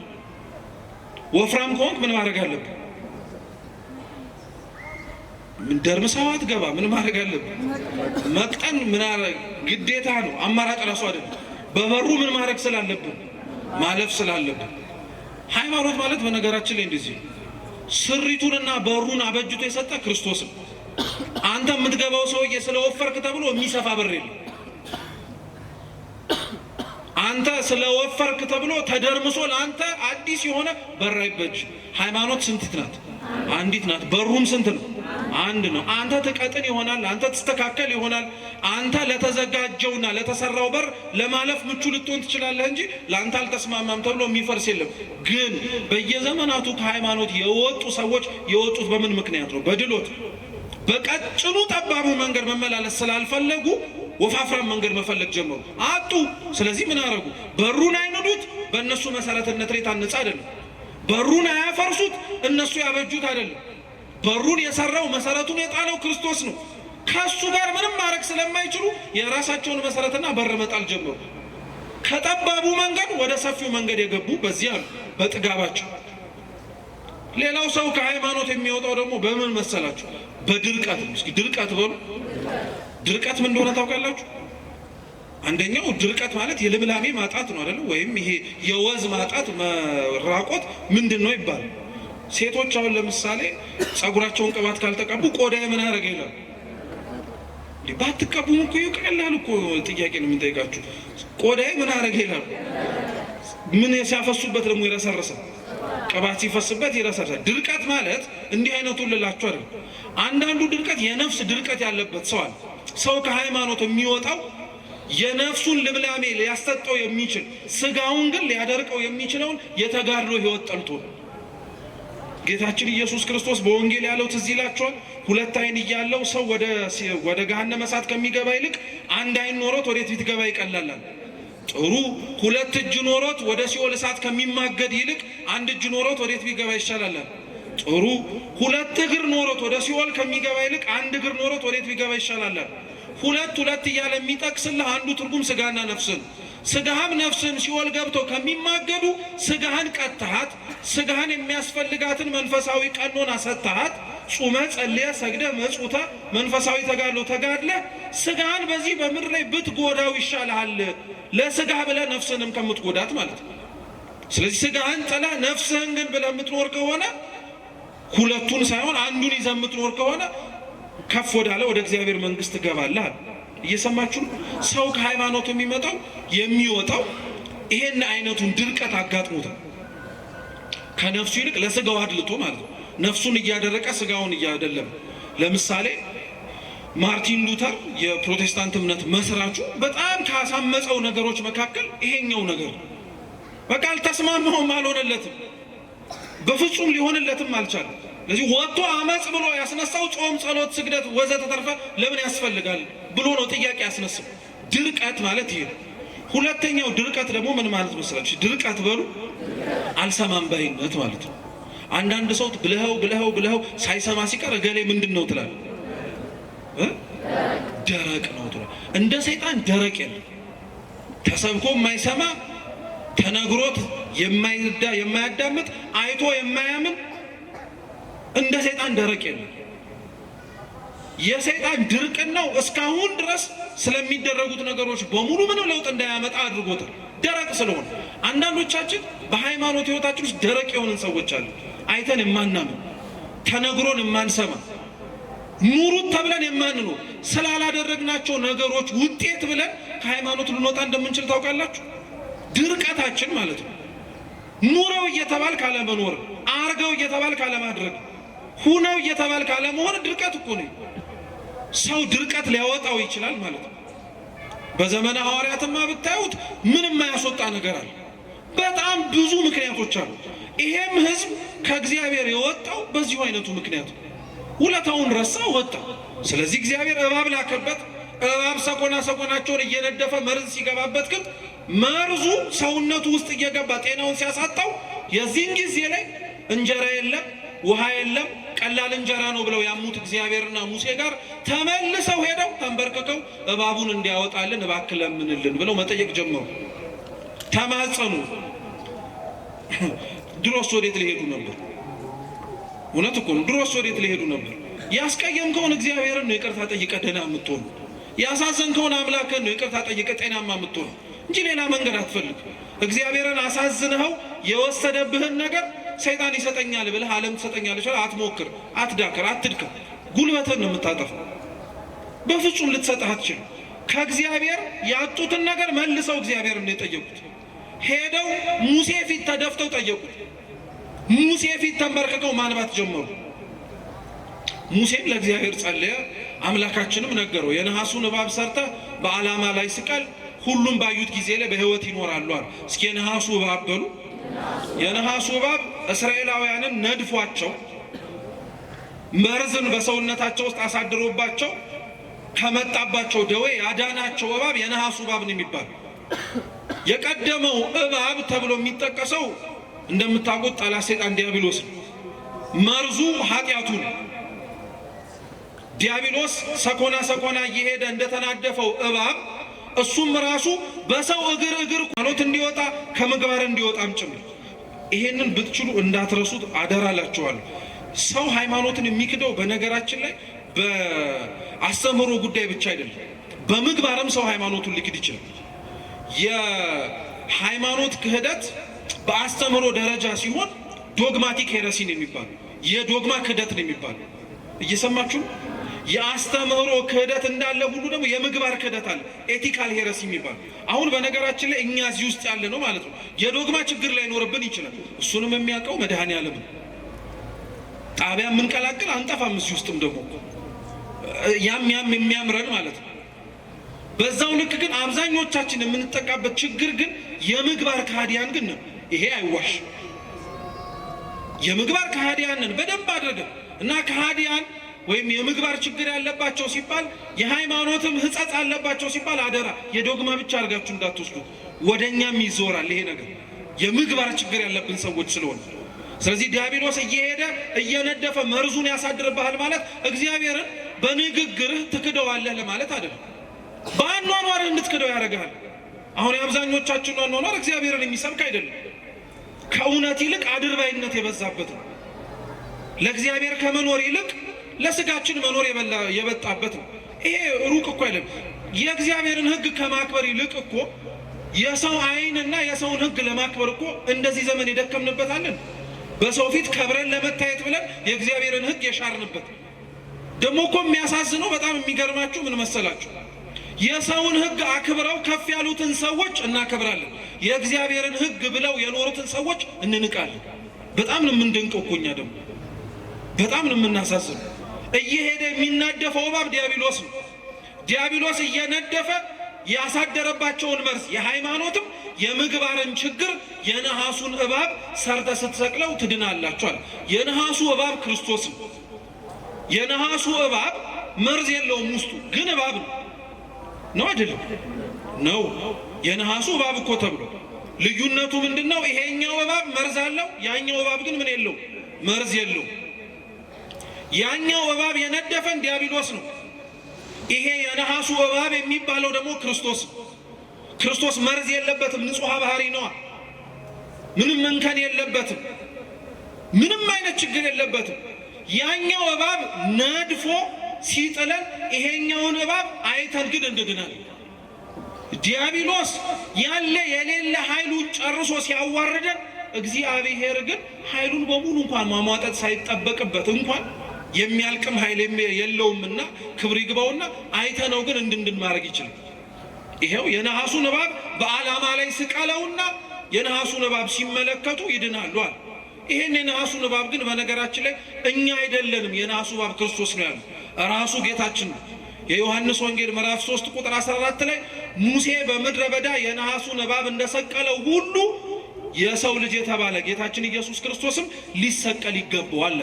ክርስቶስ ራሱን የነሐሱ እባብ ነኝ አለ። አሁን የሚገርማችሁ ነገር ምን መሰላችሁ? ክርስቶስ የተሰቀለበት ይሄ የነሐሱ እባብ ከፍ ብሎ የታየበት መስቀል ለቤተ ክርስቲያን አርማ ብቻ አይደለም። ልብ ብላችሁ ስሙ ክርስቲያኖች፣ መስቀል ለቤተ ክርስቲያን አርማ፣ ምልክቷ፣ መገለጫዋ ብቻ አይደለም። መስቀል ሕይወቷም ጭምር ነው። ቤተ ክርስቲያን ለዛ ነው ተመስርታበታለች ራሱ ከሚባልባቸው ትምህርቶች መካከል አንዱ በአርብ ነው። ክርስቶስ በተሰቀለበት ከፍ ብሎ ለዓለም ርቃኑን በታየበት ዕለት ማለት ነው። ክርስቶስ የተሰቀለበት መስቀል ለክርስቲያኖች ምልክታችን ብቻ አይደለም፣ ምልክታችንም ነው፣ ሕይወታችንም ጭምር ነው። ለዛ ነው እኮ አምላካችን በወንጌል ላይ ማንም የኔ ሊሆን ከኔም ጋር አብሮ ሊኖርና ሊከተለኝ የሚወድ ካለ ምኑን ተከትሎ ይከተለኝ ነው? መስቀሉን ተከትሎ መስቀሉን ተሸክሞ። ይሄ ማለት መስቀሉ ራሱን ተሸክሞ ይከተለኝ ማለት ነው አይደለም። መስቀሉን ተሸክመ ተከተለኝ ማለት በመስቀሉ ላይ የተሰበከልህ ያየኸው የተማርከው ነገር አለ። ምን እውነት፣ ምን ፍቅር፣ ምን ይቅርባይነት፣ ምን ደምን ለእውነት ማፍሰስ፣ ምን ለበደሉ ዝቅ ብለህ መጸለይ፣ ምን ለእግዚአብሔር ብለህ እርቃንህን መታየት፣ ምን ብዙ ጠላቶች ጥቂት ወዳጆች እንዳሉ አይተሃል። ይሄንን ሁሉ ይዘህ ተከተለኝ አለ። ይሄ ማን የማይከብደዋል? በዚህ ዓለም ሁሉ መወደድ ነው እንጂ ማን መጠላትም ይፈልጋል? ተጠልተን ያደርንባቸው እኮ ምሽቶች እያለቀስን ለምን ጠሉኝ ያለበት ነው። ሰው ሲጠላህ እንዲህ ከተንገበገብክ እግዚአብሔርም ሊያዝንብህ እንደሚችል ተንገብግበህ መቼ ነው ያለቀስከው? መቼ ነው ያነባኸው? በመስቀል ግን ያየነው እሱ ነው። ብዙዎች ጠልተውት ነበር፣ ጥቂቶች ክርስቶስን ወደውታል። እርሱ ለበደሉት ይቅርታ ሲለምን ሲጠይቅ ምህረት ሲያሰጥ አይተናል በደንብ። መስቀልህን ተሸክመ ተከተለኝ ማለት ይቅርታ ይዘህ ተከተለኝ። ስለ ፍቅር ሲል እንደ ሞት አይተናል። ማን ስለ ፍቅር የሚሞት አለ? እንደው አፉ ካልሆነ በቀር እንጂ አፉ ለሚወዳት ሴት ኧረ እንኳን መስቀልን መሸከም ይቅርና እቸነከርልሻለሁ እኮ ነው የሚሉ። ሲወድ ሰው እውር ነው የሚሆነው። በቃ እቸነከርልሻለሁ፣ እቃጠልልሻለሁ፣ ምን ተሸክም ይማል አንቺንም እሸከምሻለሁ ይላሉ። በጣም እኮ ነው የሚገርም። እንደው ይሄንን እውር የሆነውን ፍቅራችንን ለእግዚአብሔር ምን አለ ብንሰጠው፣ ለሱ እውር ብትሆንለት። ታውቃላችሁ አንዳንድ ፍቅር አለ ብላይንድ ላቭ የሚባል በቃ እውር የሆነ ፍቅር ምንም አያሳየም። ምን አለ ክርስቶስን እንደዛ መውደዱ ቢሰጠን። በቃ እውር ሆነን ሰደቡን አልሰደቡን፣ ተናገሩን አልተናገሩን፣ ምን አሉን አላሉን፣ ምንም ሳንጨነቅ እሱንና እሱ ብቻ ለማስደሰት ትሞክር። ቅዱሳን እኮ የበለጠን በዚህ እኮ ነው። ክርስቲያኖች ቅዱሳን የከበሩት እኮ በዚህ እኮ ነው። እግዚአብሔርና እግዚአብሔርን ብቻ ስላሉ የናቋትን ዓለም መልሶ ሰጣቸው። አሁን አንተ የናቃትን ዓለም ብቻ እያልክ ስለሆነ እንዴት እግዚአብሔርን ታገኘዋለህ? ሁሉንም ነገር ስለ እግዚአብሔር ብለህ ተወው። ስለ ሁሉም ብለህ የተውክለት እግዚአብሔር መልሶ ሁሉን ይሰጣል። ግን ምን አለበት እኛ ምንም የመስቀሉን ሕይወት መኖር አልቻለም። ይሄ ደግሞ አይደለም። እኔ በጣም የሚገርመኝ ነገር ሌላ ልንገራችሁ። ሁላችንም ስለተሸከምነው መስቀል ከባድነት እናውቀዋለን። ማንም የኔ መስቀል ቀላል ነው የሚል ሰው አለ? የተሸከማችሁት ሕይወት ቀላል ነው ከባድ ነው? እራሳችሁ ታውቁታላችሁ። መታችሁ ቤተ ክርስቲያን ከበደኝ ያላችሁበት ጊዜ የለም? አንሳና ውሰደው በቃኝ ያላችሁበት ጊዜ የለም? አለ። የሚገርመው ምን መሰላችሁ? ያንተ የተሸከምከው መስቀል ከባድ እንደሆነ እያወቅ ለምን ሌላው የተሸከመው መስቀል ላይ ተደረበህ እንዲከብደው ታደርጋለህ? አብዛኞቻችን በጣም የምናሳዝነው እንደ ክርስቲያን ይሄ ነው። አንተ ራስህ ከብዶ ያለ ሸክም እያለ ለምን ሌላው እንዲከብደው ሸክም ትጨምርለታለህ? መች አነሰው? መች መጠላት፣ መች መገፋት፣ መች መሰደብ፣ መች መኖር አነሰው?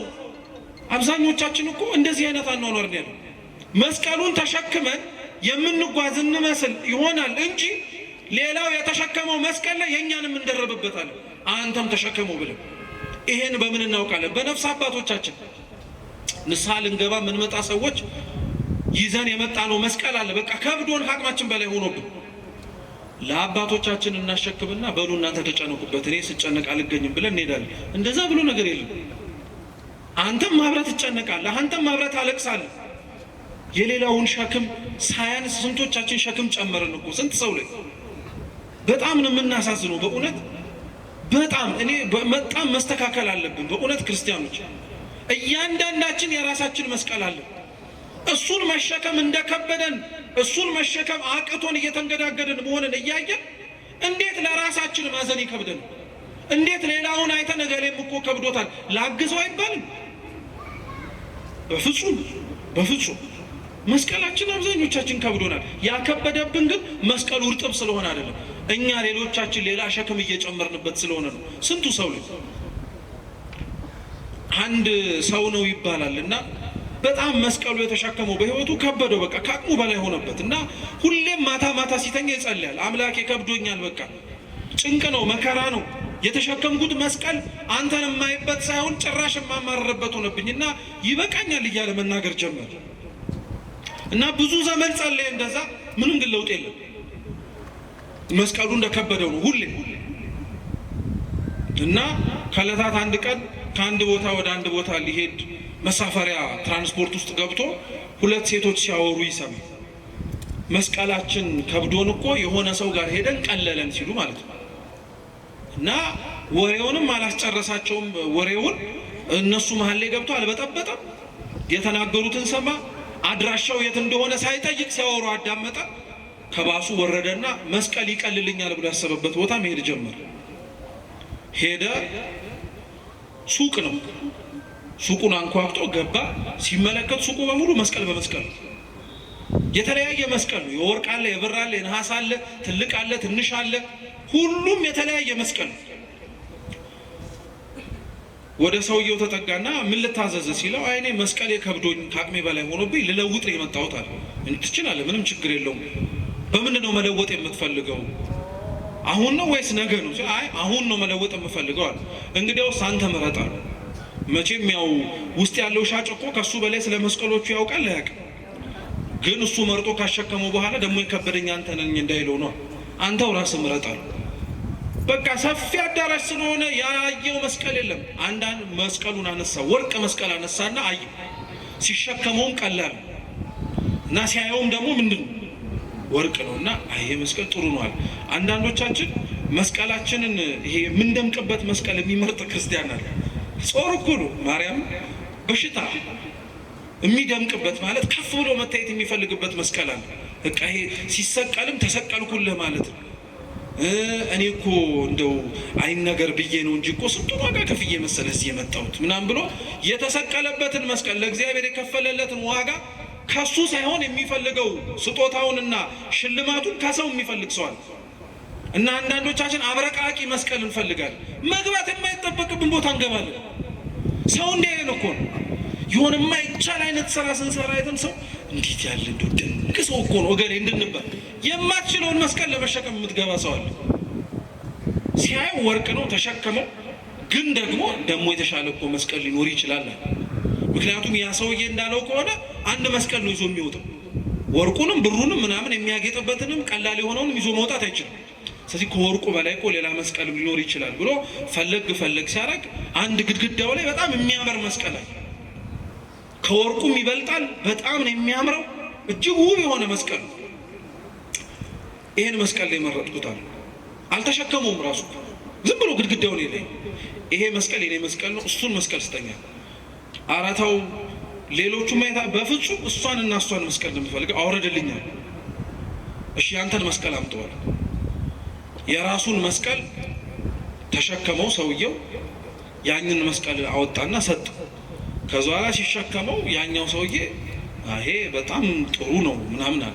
እውነት ጥሩ ነው አለው። አዎ በጣም የምትገርም ሰው ነህ አለው። ምኑን ሲሉ ያመጣው መስቀል ለተሸከምከው መስቀል እኮ ተመሳሳይ ዋጋ ነው ያለው፣ ተመሳሳይ ክብደት ነው ያለው። ጭብጡ ምን መሰላችሁ? እንድትሸከመው የተሰጠ መስቀልና ያማረክበት መስቀል በአቅም የተሰጠ ነው። ባይሆን ኖሮ ደርምሶ ትሞት ነበር። ያማረረው መስቀል አልገደለንም እኮ ይኸው እስካሁን ተሸክመ ነው አይደል እንዴ? ቢያቀተው ኖሮ እኮ ይሄው ያማረከው መስቀል ተሸክመው ይገልህ ነበር፣ ይሰብረን ነበር። ስለዚህ የሌላውን መስቀል ማንመኝ ከእንትን መከራ ያኛው መከራ ይሻላል አትበል። ለአንተ የተሰጠ መከራ መስቀል ይሄ ነው በቃ። እሱን ይዘህ ብቻ ክርስቶስን ለመምሰል ሞክር። እሱን ይዘህ ብቻ ላለመውደቅና እሱን ብቻ ይዘህም ደግሞ ላለመንበርከክ ሞክር። ከአቅም በላይም ሆኖ ልትንበረከክ ትችላለህ። መስቀል ከብዶ ከአቅም በላይ አስጨንቆ ማናችንም ይከብድን። የዚህን ጊዜ ላይ ክርስቲያኖች እንዲህ ብላችሁ ጸልዩ። አቤቱ ጌታ ሆይ በሉ፣ እኔንም መስቀሌንም እባክህ ተሸከመን።